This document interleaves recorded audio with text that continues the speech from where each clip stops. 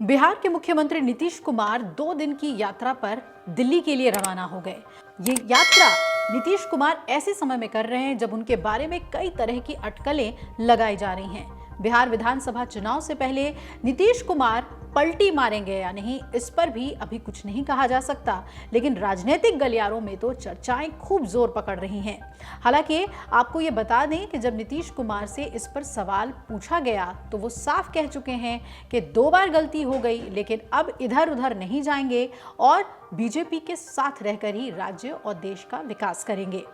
वहीं सूत्रों से मिली जानकारी के मुताबिक ये बताया जा रहा है कि निजी कार्यक्रम के लिए ही नीतीश कुमार दिल्ली आ रहे हैं। संभावना इस बात की भी है कि सीएम नीतीश पूर्व प्रधानमंत्री स्वर्गीय मनमोहन सिंह के परिवार से मिल सकते हैं और बिहार चुनाव में एनडीए का नेतृत्व कौन करेगा, अब इस पर भी चर्चाएं जोर पकड़ रही है। और नीतीश दिल्ली इसलिए भी आ रहे हैं कि इस पर चर्चा करें। वैसे भी नीतीश कुमार के बारे में कहा जाता है कि नीतीश कुमार के बिना दूर की कौड़ी है बिहार की सत्ता। आरजेडी हो या बीजेपी, दोनों ही पार्टियों के लिए नीतीश कुमार क्या मायने रखते हैं ये वो भली भांति जानते हैं। यही कारण है कि आरजेडी ने जहां सीएम नीतीश को महागठबंधन का ऑफर दे दिया, तो वहीं दूसरी तरफ पीएम मोदी के करीबी नेता ने नीतीश को भारत रत्न देने की मांग कर दी है। ऐसे में सवाल ये खड़ा होता है कि किसकी बात मानेंगे नीतीश कुमार, ऑफर या भारत रत्न, किसे चुनेंगे नीतीश कुमार। दरअसल मुख्यमंत्री नीतीश कुमार और राज्य बीजेपी के बीच चल रही उठापटक के बावजूद वहां के बीजेपी नेता गिरिराज सिंह ने उनके लिए भारत रत्न देने की मांग कर डाली और सियासी पारा चढ़ा दिया। केंद्रीय मंत्री गिरिराज सिंह की तरफ से ये मांग काफी सरप्राइज करने वाली है, क्योंकि वो पीएम मोदी के करीबी माने जाते हैं।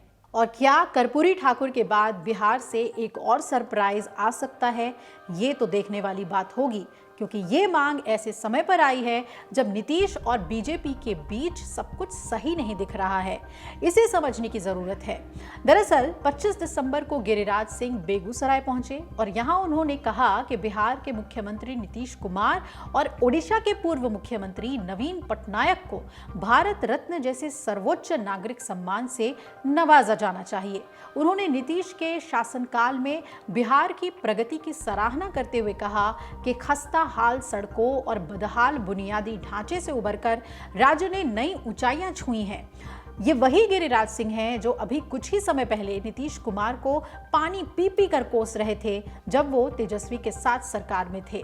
अब गिरिराज की ये मांग ऐसे समय में आई है जब कहा जा रहा है कि तेजस्वी यादव और नीतीश कुमार की सीक्रेट मुलाकात हुई है।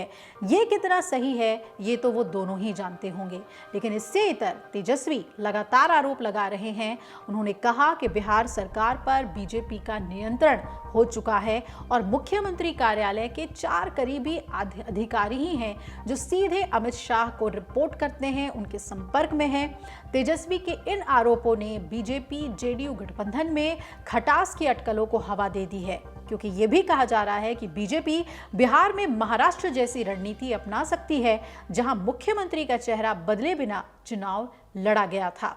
तेजस्वी यादव ने यह भी कहा है कि नीतीश कुमार अब पूरी तरह से बीजेपी के इशारों पर चल रहे हैं। उन्हें मुख्यमंत्री बनाकर बीजेपी ने उनकी सत्ता को ही कमजोर कर दिया है। बिहार की जनता ये सब देख रही है और आने वाले चुनाव में इसका जवाब देगी। उधर एनडीए के नेता नीतीश कुमार को साधने में लगे हैं। केंद्रीय मंत्री जीतन राम मांझी ने नीतीश को अनुभवी प्रशासक बताते हुए नीतीश कुमार को कोई नहीं चला सकता, वो खुद एक मजबूत नेता हैं, ये कहा था। अब बात कर लेते हैं कि नीतीश कुमार को किसने दिया महागठबंधन का ऑफर। तो दरअसल बिहार विधानसभा चुनाव से पहले सीएम नीतीश को लेकर ना तो सत्ता पक्ष और ना ही विपक्ष निश्चित रूप से शांत होकर बैठने वाले हैं। इसी कड़ी में एमएलए भाई वीरेंद्र ने मुख्यमंत्री नीतीश कुमार को महागठबंधन में शामिल होने का ऑफर दे दिया। उन्होंने कहा कि अगर नीतीश कुमार महागठबंधन में शामिल होते हैं तो वो उनका स्वागत करेंगे। ये बयान बिहार की राजनीति में नए सिरे से चर्चा का केंद्र बन गया है।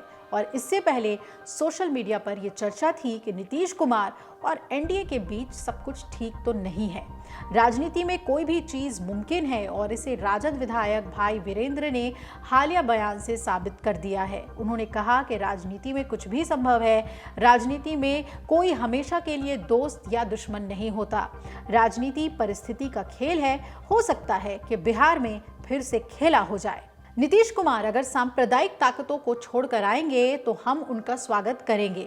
अब इस बयान से ये संकेत मिलते हैं कि बिहार में राजनीतिक गठबंधन में नए बदलाव हो सकते हैं और इस बीच बीजेपी की ओर से भी बिहार की राजनीति में एक महत्वपूर्ण बयान सामने आया है। अब देखना है कि नीतीश कुमार दिल्ली अगर आए हैं तो उसके पीछे मंशा क्या है, कारण क्या है।